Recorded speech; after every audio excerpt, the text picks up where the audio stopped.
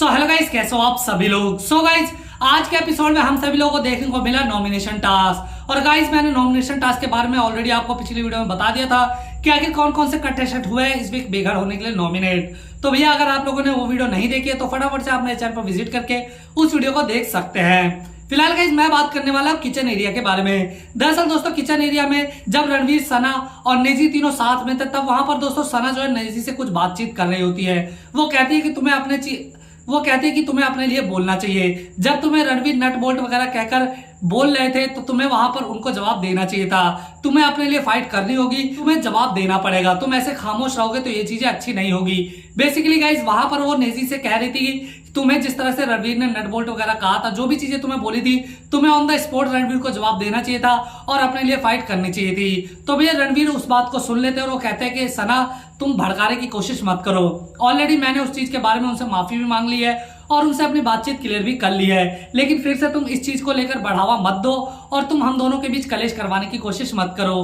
तो यहाँ पर सना कहती है कि डेफिनेटली मैं यहाँ पर दोनों के बीच कलेश करवाने के लिए नहीं आई हूँ, ना ही मैं ये चाहती हूँ कि तुम दोनों के बीच फाइट हो। मैं बस यहाँ नेजी को ये कह रही हूँ कि प्लीज अपने लिए बोलना शुरू कर दो और अपने लिए फाइट करना शुरू कर दो। अगर तुम्हें कोई कुछ बोलता है या तुम्हें कुछ ऑफेंड होता है तो तुम ऑन द स्पॉट उस चीज का जवाब दो।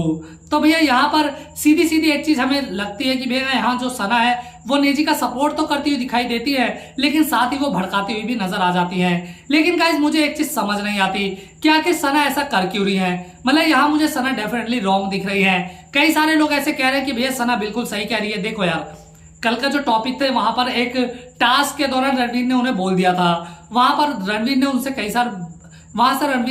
कई बार माफी मांगी थी और उनसे अपनी बात क्लियर भी कर ली थी। और भैया यहाँ पर नेजी ने भी कहा था कि चल भाई कोई बात नहीं, हो गया सो हो गया, बट मुझे हर्ट हुआ। लेकिन इसके बाद भी भैया सना जो है वो पुराने टॉपिक को खींच रही थी और मुझे ऐसा लग रहा था कि वो डेफिनेटली नेजी को भड़काने की कोशिश कर रही थी कि तुम्हें इस बात के लिए फाइट जरूर करनी चाहिए रणवीर से।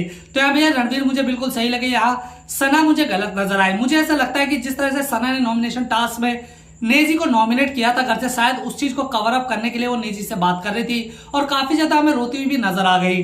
हालांकि उन्होंने एक सिंगल वर्ड भी नहीं बोला था नेजी के डिफेंड में कि भैया तुम नेजी को नॉमिनेट मत करो, लेकिन उसके बाद भैया वो ऐसे ड्रामे कर रही थी, ऐसी चीजें कर रही थी कि मान लो उन्होंने सबसे ज्यादा लड़ाई की हो नेजी के लिए। हालांकि आप उन्हें गिल्टी हो रही थी या फिर वो दिखावा कर रही है, ये अलग मैटर है। लेकिन गाइस देखिए, सना मुझे डेफिनेटली काफी पसंद है और काफी अच्छा भी खेल रही है, लेकिन यहाँ पर डेफिनेटली मुझे सना गलत नजर आई।